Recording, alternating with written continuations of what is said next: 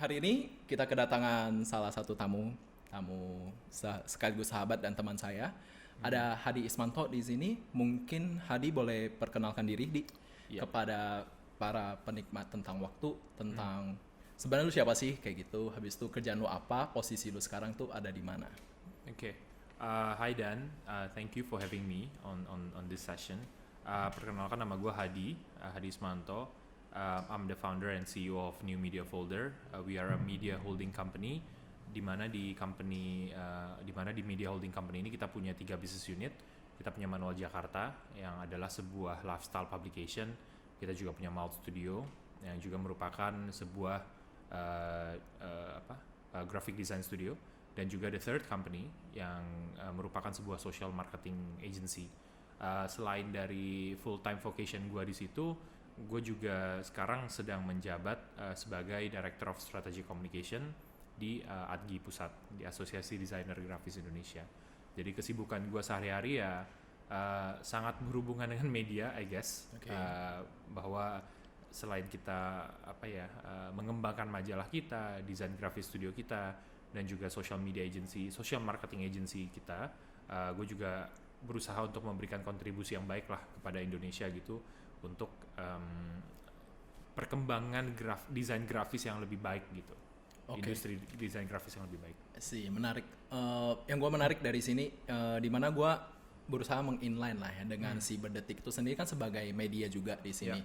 Gue boleh tahu nggak sih maksudnya visi misi lu terhadap media di Indonesia melalui Manual, The Third Company, The Malt, sama yang lu kerjain itu sebenarnya ke arah mana sih, Di? Ya. Sebenarnya mungkin kalau gue bilang visi misi kita cukup ambisius ya. Tapi I always believe that if the vision is not ambitious, if the vision is not scary enough, kayak it's not good enough gitu sih. Especially for a company that has a big dream like ours gitu.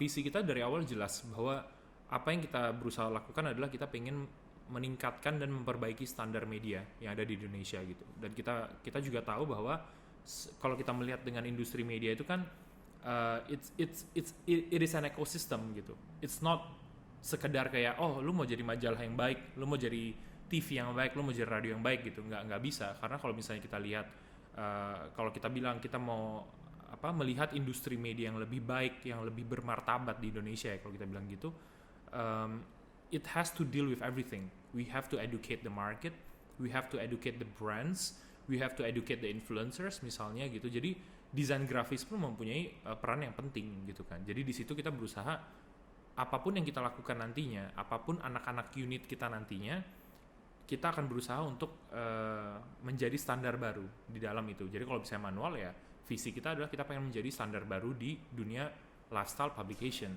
Tapi kalau di Malt Studio kita berusaha meningkatkan standar di industri desain grafis di situ, dan juga The Third Company yang mungkin social marketing atau advertising as per short. Jadi sebenarnya visinya lebih ke situ. Dan mungkin kedepannya harapannya sih punya anak-anak yang lain, kalau kita melihat kayak sepertinya ada part of the ecosystem yang bisa kita challenge dan bisa kita lakukan dengan baik untuk menjadi standar baru, mungkin kita akan ke sana gitu. Oke.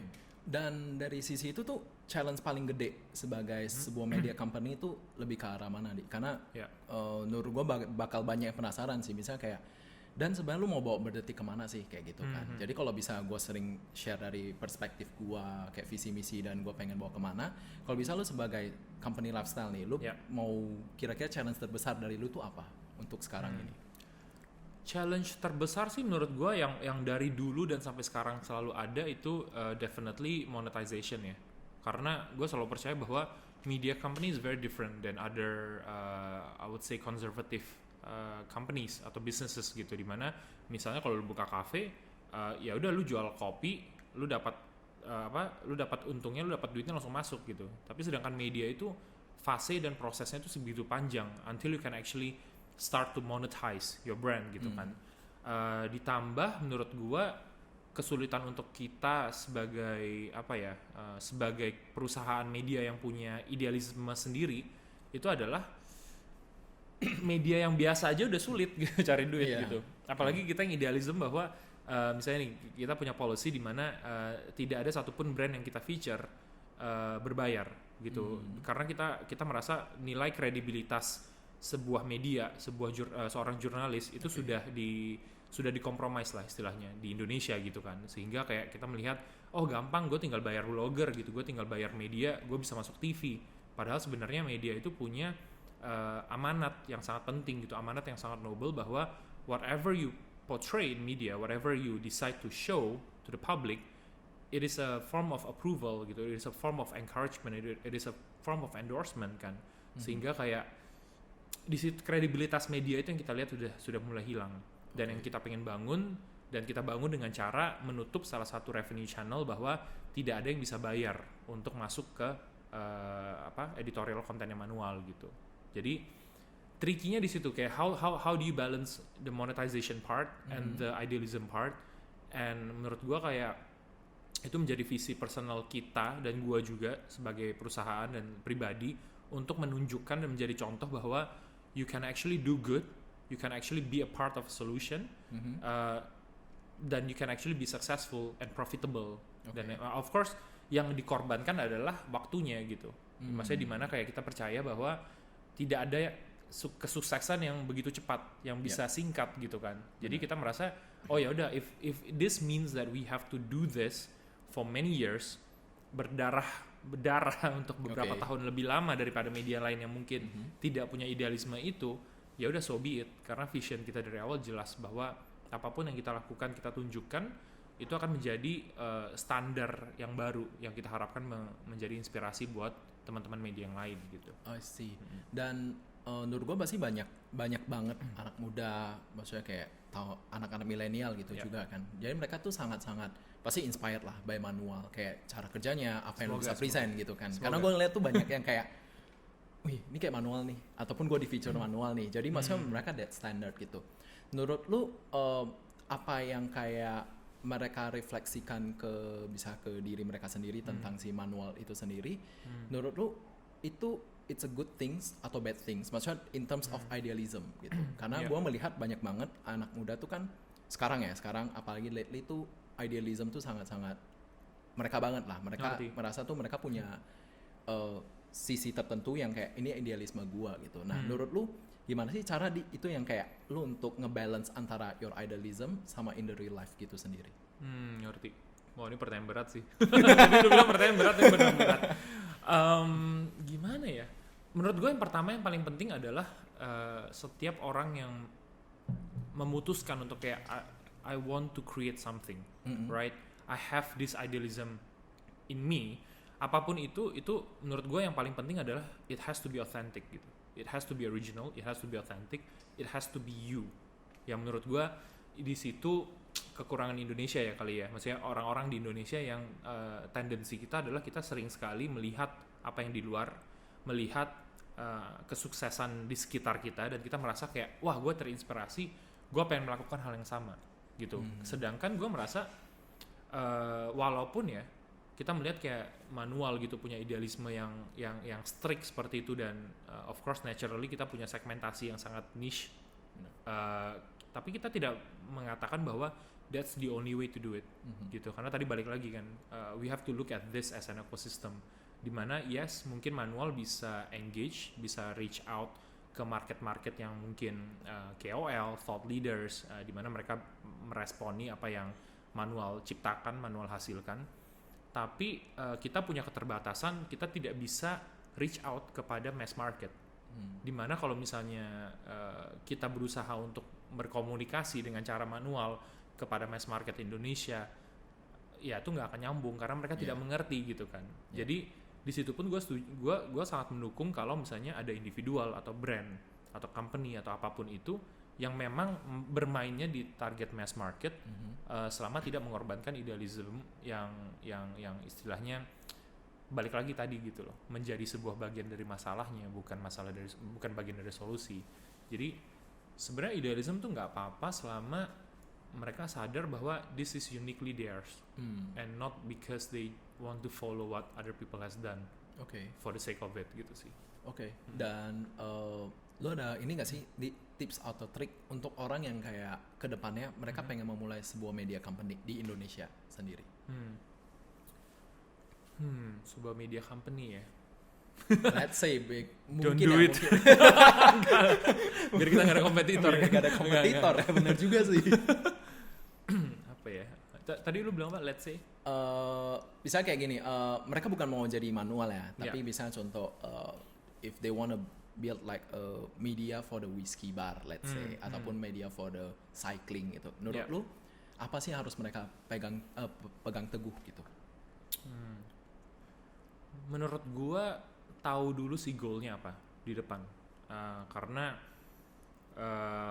media itu kan sebenarnya it's a platform ya.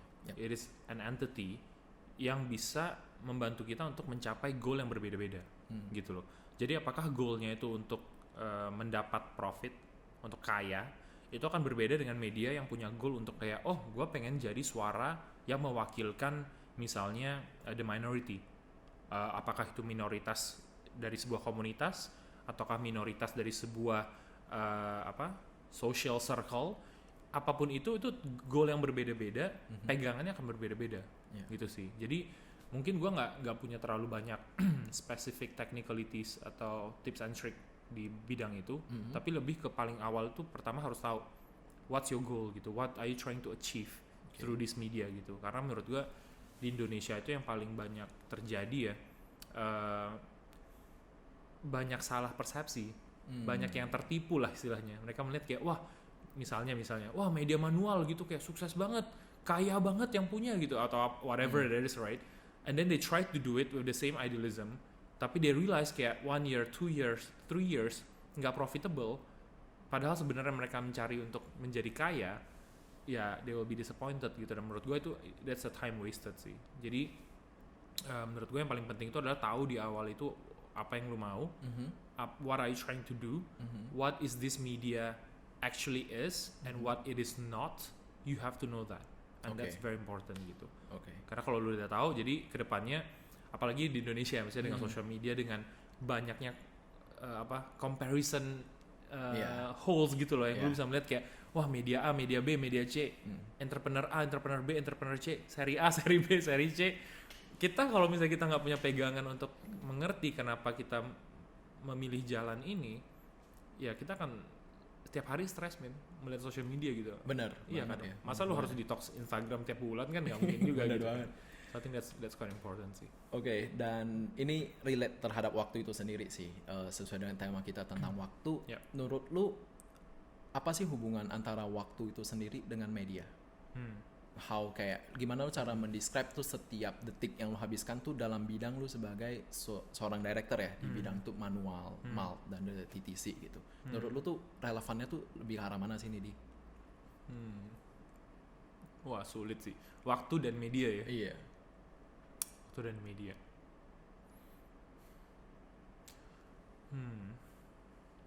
Menurut gue gini, waktu itu adalah sebuah sebuah entity atau sebuah currency yang tidak menunggu siapapun gitu. Waktu akan tetap berjalan gitu. Apakah lu kaya, apakah lu miskin, apakah lu educated, apakah lu enggak, apakah lu kenyang, apakah lu lapar, waktu itu akan terus berjalan gitu. Jadi karena itu kita sebagai media pun kita harus tetap berteman dengan si waktu ini gitu. Jadi kalau misalnya kita lihat waktu sebagai sebuah entitas, sebuah manusia gitu, sebuah orang lah, simsalabim hari ini waktunya jadi orang gitu ya. It's something that we need to be friend with. Karena dengan berjalannya waktu, it means that civilization berkembang. Dengan berjalannya waktu, persepsi orang, behavior orang, apapun yang mereka suka, yang mereka tidak suka, yang mereka pikirkan, mereka tidak pikirkan, itu akan berjalan bersama-sama dengan waktu. Kalau kita menjadi sebuah media yang bebal, istilahnya yang kayak enggak, gue cuma pengen mencekokkan apa yang gue percayai, apa yang gue rasakan, dan biarkan semua orang ini menerima gue, istilah sebagai media. I think sooner or later ya waktu itu akan terus berjalan dan lu akan ketinggalan jauh gitu. And I think simply put sih sebenarnya kalau kita lihat secara sederhana ya mungkin outputnya bisa saja kayak apakah desain yang relevan, apakah konten yang relevan gitu. Tapi secara lapisan yang lebih dalam ya, berpikirnya itu adalah kita sebagai media mempunyai tanggung jawab seiring waktu ini berjalan. How do we want humanity to thrive? How do we want our community to thrive atau to be better? Gitu, dan itu menjadi tanggung jawab kita untuk punya pengetahuan dan at least kesadaran itu, sehingga apapun yang kita lakukan, apakah itu konten, apakah itu events, apakah itu talk show mungkin seperti ini, it needs to serve that purpose. Gitu. Karena kalau misalnya kita cuma tukang ngikut, ya udah lu akan ketinggalan waktu lah sih. Karena sekarang apalagi dengan social media dan globalisasi, time seems like it's moving way faster than we ever felt kan. Banget. Jadi gue rasanya gitu sih. Dan ini ya sih, tadi gue penasaran maksudnya dengan yang lu mendeskripsikan waktu itu dengan yang lu jalanin gitu kan. Susah nggak sih di ngetransfer apa yang ada di pikiran lu ya, mindset lu terhadap tuh orang-orang yang ada di dalam company lu itu seberapa susah sih kalau gue boleh tahu? Misalnya bisa ke terhadap beberapa tim lu, bahkan sampai yang ke misalnya let's say ya junior graphic designer segala macam tuh, seberapa susah sih lu untuk kayak mentransfer kayak apa yang lu visualisasikan tentang media itu terhadap mereka gitu? Ngerti. Mungkin gue akan apa ya? My opinions and my answers on this is going to revolve around the popular phrase and peribahasa, whatever you want to call it. Ini apa sih, Confucius atau Sun Tzu lah yang bilang bahwa if you want to go fast, you go alone, but if you want to go far, you go together gitu. Dan di situ menurut gue itu hal yang sangat baik untuk kita pikirkan bahwa kalau memang bisnis kita, media kita, apapun itu didesain untuk harus cepat, right? Tanpa visi itu hilang ya di dalam komunikasi sehari-hari. You cannot have a big team gitu. So you need to keep your team small, you need to keep your team all star, dan ini communication-nya akan sangat erat gitu. Nah, itulah makanya kita lihat banyak sekali perusahaan yang seperti keluarga, perusahaan yang sangat dekat, karena emang disitulah mereka mendapatkan kemampuan untuk berjalan dengan cepat gitu. Tapi as we see, banyak sekali company atau brand atau media yang seperti itu yang cepat sekali naik dan timnya kecil tanpa punya visi yang lebih besar, itu sangat cepat mati.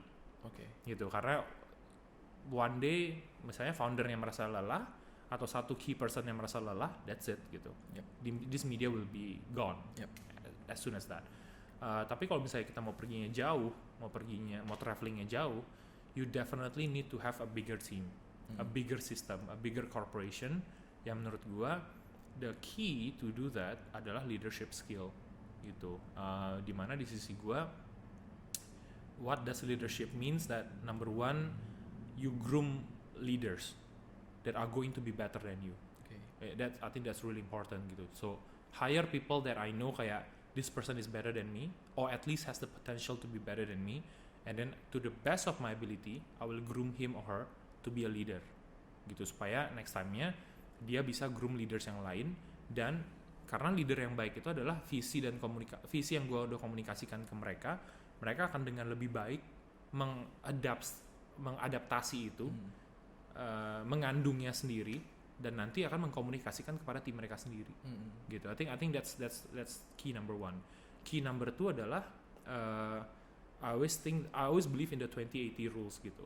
Dimana kayak as a leader we focus on the 20% of the workforce yang menurut kita emang this is our main meat gitu, untuk kita latih, untuk kita bangun hubungan, untuk kita ajarkan, untuk kita bantu dan kita layani istilahnya gitu, supaya mereka this 20% of the people that we focus on bisa melakukan hal yang sama kepada anak-anaknya nanti gitu. Dan ini balik lagi ke masalah waktu. It's not gonna be fast gitu. Kayak my first ever employee yang sekarang masih bersama kita, which is Julius, our editor in chief yang sekarang udah menjadi chief creative officer, and also kayak sudah hampir 7 tahun ya. Kayak hampir 7 tahun aja kayak it takes that long gitu untuk groom one person dan build that relationship sehingga merasa seperti partner kan. Jadi kalau kita melihat kayak company yang sangat harus cepat. Ya 1 tahun gue harus punya 5 leaders yang baru, tahun depan gue harus punya 10 leaders yang baru. Nggak bisa kayak gitu man. I mean we are humans after all gitu kan. It's true gitu sih.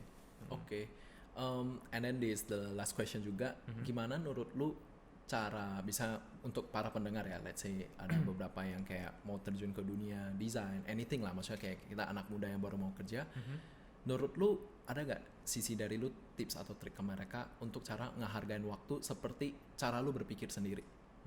Ada gak kira-kira? Cara lu itu cara gua cara lu, cara cara mereka? lu, Oh, cara gua. Gitu.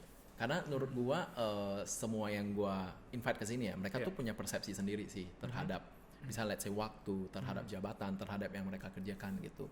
Dan untuk sebagai refleksi sih kepada kaum-kaum milenial, anak muda ke depannya gitu, gimana sih mereka bisa nge-reflect ke, bisa seperti ke lu, bisa kayak gua merasa Hadi ini inspirational gitu kan, gue pengen jadi Hadi gitu kan. Menurut lu apa sih yang harus mereka jalankan gitu? Oke. Menurut gua sih jangan jadi orang yang bebal ya. Jangan jadi orang yang bebal, jangan jadi orang yang keras kepala. Dan kalau misalnya gua bisa bilang satu hal yang selalu diajarkan di gereja when I grew up since young gitu adalah the fact that we always need to have a teachable heart gitu kan katanya gitu. Jadi hati atau sikap yang siap untuk diajar gitu. Dan menurut gua tuh sangat penting karena I understand kayak in some cases many of us, even me included in my younger days, gue bisa melihat satu atau dua orang dan gue sangat mengidolakan mereka. Gue bilang kayak gue pengen jadi kayak ini orang nih gitu. Tapi menurut gue kalau misalnya, dan itu hal yang sangat normal ya, sangat normal lah. Maksudnya we see kayak some people that are inspiring, we want to be like them, we want to be successful like them, it's very normal. Tapi yang tidak bagus dan tidak sehat adalah ketika kita bebal, kita merasakan bahwa orang ini yang paling benar. Dan the only way for me to live my life is to do what this person has done before. Yang dimana itu menurut gue banyak sekali generasi lebih muda, asik gila gue tua banget ya. Generasi lebih muda di Indonesia tuh bebalnya tuh di situ gitu. Jadi I think back to that initial point yang gue harapkan dari teman-teman dan dari semua yang pengen melakukan sesuatu dengan hidup mereka, dengan waktu yang mereka punya itu adalah to have that heart. Dimana kayak ya ada beberapa yang menginspirasi, nggak apa-apa, belajar dari mereka, lihat dan cari tahu kenapa mereka bisa sukses, kenapa mereka bisa berpikir seperti apa yang mereka pikirkan, tapi buka hati gitu, buka pikiran untuk lihat orang-orang lain yang mungkin tidak seinspiratif idola lo, tapi mereka punya banyak poin yang baik juga untuk kita pelajari gitu. Jadi karena menurut gue there's no point in trying to do what has been done before gitu. Dan I think that's the point of time kan. Tadi kita bilang waktu akan terus berjalan. Kalau kita berusaha untuk mengejar sesuatu hal yang sudah dilakukan, dari proses pengejaran kita aja itu kan makan waktu ya. Benar. So when we arrive there one day, kayak hal itu sudah akan lewat. Karena apakah itu tren, apakah itu idola tadi yang kita omongkan, itu dia sudah akan maju lebih jauh lagi. Gitu. Jadi menurut gue itu akan jadi waste of time banget sih. So I think the key adalah to have that teachable heart, to want to listen, to want to know more. Jangan pernah berhenti belajar dan ambil semua data-data ini, ambil semua informasi ini dan tanamkan di dalam diri kita sendiri. And then sambungkan itu dengan visi pribadi kita. What is it that we want to do with this world? What is it that we want to do with this community, with this country, with these people that we want to reach out misalnya. Dan itu ya menurut gua sih magicnya ya adalah ketika itu terjadi, waktu yang tepat itu akan datang. Saat kita menyadari bahwa kayak this is what I'm supposed to do that has never been done before. Dan itu menurut gua that's the best ultimate feeling sih yang menurut gua kayak originality-nya dapet, authenticity-nya dapet, fresh idea-nya dapet, and sure you can be inspired by many people atau many books atau by whatever happened in the history, but you know ultimately it's yours, it's your baby gitu, yang man it's the best kind of feeling lah. Cool. Nah itu sih last question dari gua sih. Thank you Hadi for coming, udah datang ke sini. Semoga semua pendengar juga enjoy our first edition of the tentang waktu dalam bentuk video. See you on the next round ya Di ya. Thank you Dan.